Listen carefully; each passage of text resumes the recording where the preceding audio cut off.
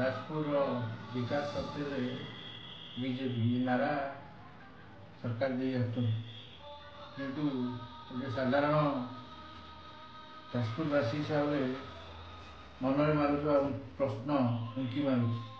ପ୍ରଥମେ ମା ବିରଜାଙ୍କ କଥା। ମା ବିରଜା ପ୍ରକଳ୍ପ ଆରମ୍ଭ ହେବ। ମୁଖ୍ୟମନ୍ତ୍ରୀ ଆସିଥିଲେ, ବିରଜା ମନ୍ଦିର ଆରମ୍ଭ ହୋଇଥିଲା। ସେ ମନ୍ଦିର ମାଙ୍କ ପାଇଁ ପଇସା ଅଧିକରୁ ଅଧିକ ଦିଆଯିବ ଓ କାମ ଯେତେ ଜଲ୍ଦି ସାରିବା ପାଇଁ ଆମେ ଚେଷ୍ଟା କରିବା।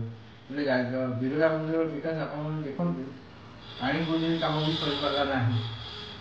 ଯାଜପୁରର ଯେତେ ବଡ଼ ବଡ଼ ପ୍ରୋଜେକ୍ଟ ବିଗତ ସରକାରରେ ହୋଇଛି, ତାହା ଆଜି ପର୍ଯ୍ୟନ୍ତ କୌଣସି କାମ ସରିପାରିଲା ନାହିଁ।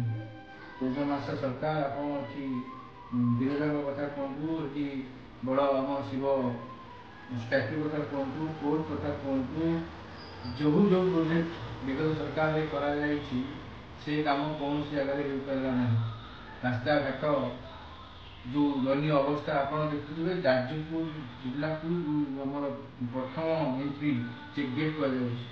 ଚେକ୍ ଗେଟ୍ରେ ରାତିରେ ଯଦି ଗୋଟେ ଲୋକ ଅଜାଣତରେ ଯେଉଁ ବର୍ଷା ହେଉଛି, ଅଜାଣତରେ ପଡ଼ିଯିବ, ସେ ବଞ୍ଚିବା କଷ୍ଟ। ଏଇ ଦୟନୀୟ ଅବସ୍ଥା। ପ୍ରଶାସନ ତାଙ୍କର ଜିଲ୍ଲା ପ୍ରଶାସନଠାରୁ ଆରମ୍ଭ କରି ସରକାର ସବୁଥିରେ ବିଜେପି, ହେଲେ କୌଣସି କାମ ଆଜି ପର୍ଯ୍ୟନ୍ତ ସୁରୁଖୁରୁରେ ହୋଇପାରିଲା। ଆ ପାଇଁ ଦାୟୀ